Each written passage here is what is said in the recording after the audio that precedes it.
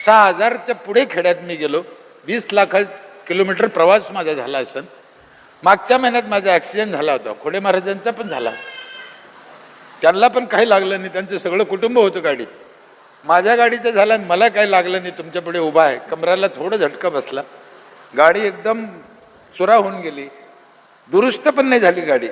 2 पलट्या खाल्ल्या सोलापूर आणि मला काही लागलं नाही. हे समाजाचे आशीर्वाद आहे.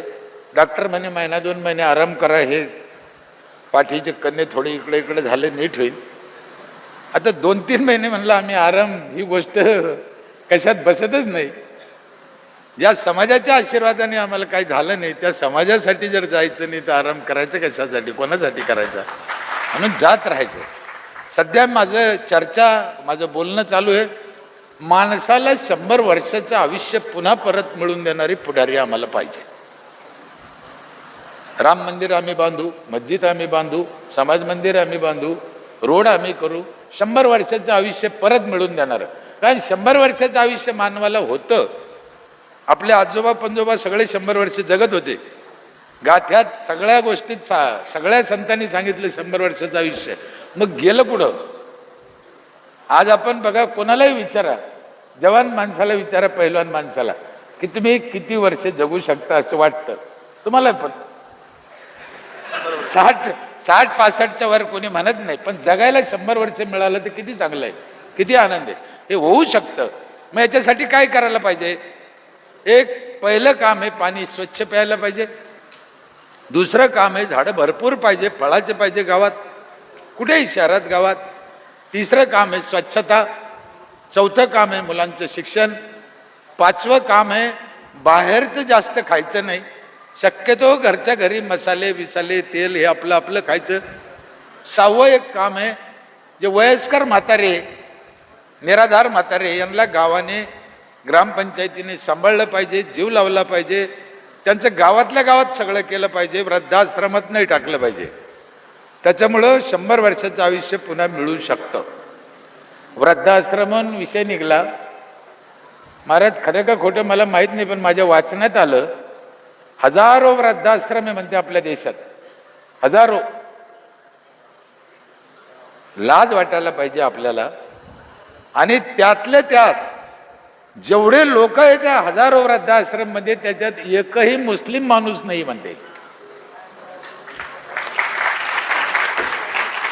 धर्माच्या गप्पा मारणाऱ्या हो.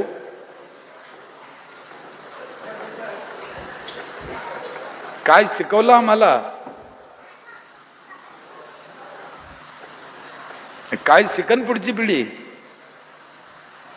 म्हणून माझा शिकवण्यावर राग आहे.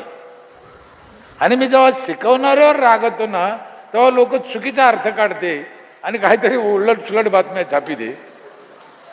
समाजात जे शिकवणारा समाज आहे, शिक्षक असन, आमदार असन, खासदार असन, सरपंच असन, महाराज असन, जे जे लोक समाजाला शिकवते, ज्यांची जिम्मेदारी आहे शिकवायची, हे आरामखोर झाले. समाज चांगला आहे.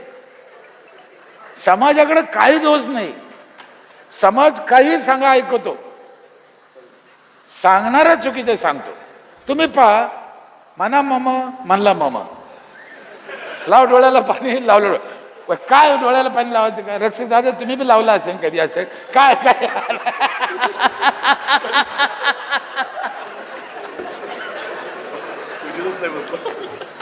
काय नाही हो. मी म्हणतो ना, हा मला त्या गोष्टीचा राग नाही. समाज ऐकतो. हे बघा, समाज आज मानवाला एक दिवस पाणी अन्न नसलं चालत, कपडा नसलं चालत, सोनं नसलं चालत, पण 2 मिनिटं ऑक्सिजन नसलं चालन का? मरण. म्हणजे मानवाच्या शरीराला सगळ्यात जास्त गरज कशाची आहे? ऑक्सिजनची. तो ऑक्सिजन कुठून मिळतो? झाडापासून. आणि आपण घेतो कशानं? नाकानं. बरोबर आहे. मग नाकाला सगळ्यात जास्त गरज कशाची आहे? ऑक्सिजनची. म्हणजे बाईला कोणातरी बाबांनी सांगून दिलं नाकाला सगळ्यात जास्त गरज आहे म्हणे नथीची. तिनं मागं पुढं पाहत खिळानं भोसकं पाडलं आणि घेतलं घालून. तिला जर सांगितलं असतं नाकाला गरज आहे झाडाची, तर तिने एक खड्डे करून झाड लावलं नसतं का? सांगणारा आरामखोर आहे म्हणतो.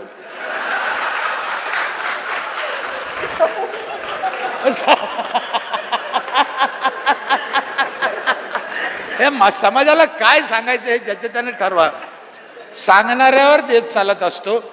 त्यांचे उपकार होते ह्या देशावर जर ह्या सर्वसामान्य माणसाला यांनी चांगलं सांगितलं. इथे आदरणीय महाराज बी बसलेले आहेत. महंत कबीर महाराज हे, आमदार साहेब हे, अनेक रक्षक दादा आहे, आमचे पारनेरचे डॉक्टर साहेब हे, अनेक मंडळी आहे. सध्या साहेबांनी तुम्ही बोलले तसं वातावरण देशात चांगलं नाही, ही गोष्ट खरी आहे.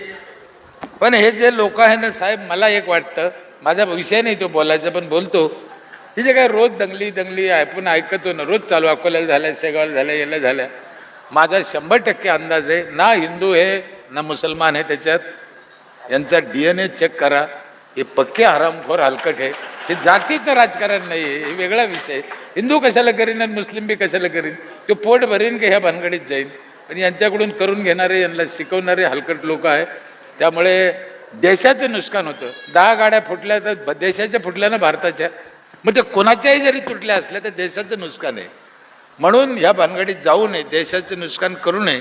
आम्हाला साने गुरुजीने काय सांगितलं, खरा तो एकची धर्म जगाला प्रेम अर्पावे, जगी जे ही नातपत दलित तया जाऊन उठवावे. म्हणून मी सांगितलेल्या 5 गोष्टीवर जास्त जोर द्या. त्यातल्या त्यात फळाचे झाडं लावा, रस्त्याला लावा. माझ्या इथे 2000 नारळाच्या झाडाला नारळ लागू राहिले.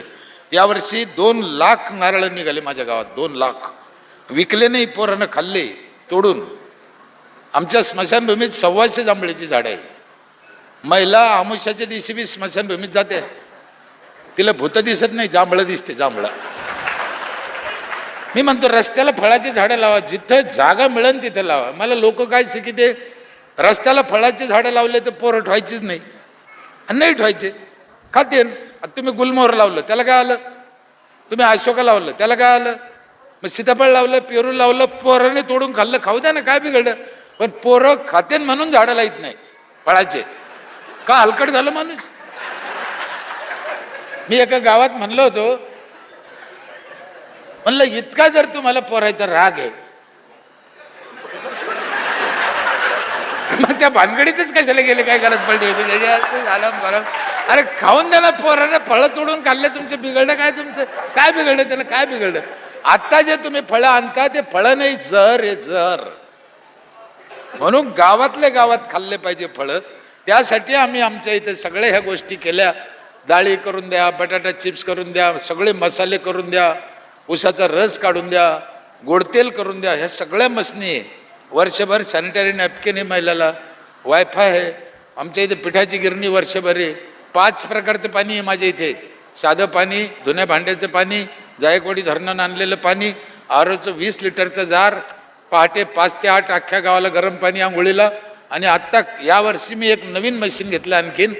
उद्धव साहेब, शरद पवार साहेब, आमिर खान, शाहरुख खान पेते त्या क्वालिटीचं पाणी माझ्या गावातली रोजाना जाणारी बाई असे बागलात घेऊन जाते. आता गेले पाहिजे. आणि 100 वर्ष माणूस जगला पाहिजे, हा माझा हेतू आहे गावातला. 100 वर्ष माणूस जगला पाहिजे, त्यासाठी आमचे प्रयत्न आहे. साफसफाई आहे, झाडं आहे, सांडपाण्याचा विषय आहे. गाव सगळं चकाचक आहे. खूप श्रीमंत नाही, खूप राजकारणी नाही, काय नाही, एकदम साधं सोपं आहे. साधं सोपं जगणं आहे, काय टेन्शन नाही. म्हणून समाजाला माझी विनंती आहे की महाराजांच्या विचाराने, ग्रामगीतेच्या विचाराने जर आपण चाललो. ग्रामगीतेत एवढं सोपं सोपं सांगितलं, हो एवढं सगळं सांगितलं, A to Z गोष्टी सांगितल्या. मी तर म्हणतो ना, ज्याला काय कळत नाही त्यालाही कळायसारखा तो मार्ग. आम्ही सप्ताह केला होता मागे एकदा ग्रामगीतेवर, फार सोपं आहे. पुढाऱ्याला मी माझी विनंती आहे की आता लोक बोर झाले, त्यांना चांगलं जगू दिलं पाहिजे. हा ना, जगून दिलं पाहिजे. हो काही बोलते, हो काही बोलते. हे बघा साहेब, आपला तो विषय नाही, पण ते पुढे येतं. ते काल परवा टीव्हीवर एक पुढारी काय म्हणले माहिती आहे का, ते कोकणात काय विषय चालू आहे ना, बारसू. नीट ऐका तुम्ही. हा, त्या बारसूला NOC द्यायला उद्धव साहेबांनी पत्र दिलं होतं म्हणे. मग त्यावेळेस पत्र दिलं, आता नाही कोण म्हणते, असा तो विषय होता त्यांचा. पण एक पुढारी खटकन मध्येच बोलून गेला, ती NOC द्यायला उद्धव साहेबांनी 100 कोटी रुपये घेतले होते म्हणे. टीव्हीवर बोलला, घरात नाही. डॉक्टर साहेब मी तर चार झालो ऐकत राहिलो. एनओसी द्यायची उद्धव साहेबांनी 100 कोटी घेतले.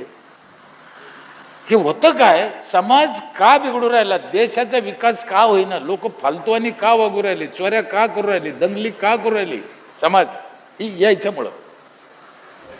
तुम्ही मला सांगा, मी पलटा विचार केला, माझा अंदाज आहे की उद्धव साहेबांनी काही 100 कोटी घेतले नसेल.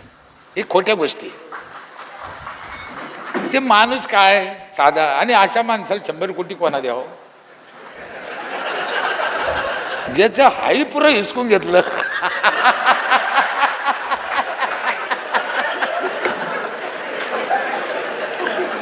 ठीक आहे बाबा, दिले असते ना, असं धरा. आपण ते त्यांना होतो त्याच्यामुळे आपण काही बोलू शकत नाही. कदाचित असं धरा, मी का सांगतोय, माझा मूळ मुद्दा पुढेच आहे. कदाचित असं धरा की त्यांना 100 कोटी दिले असते, त्यांनी घेतले असते, पण दिले कोणी हरामखोरांना याचं नाव कोणी सांगत नाही.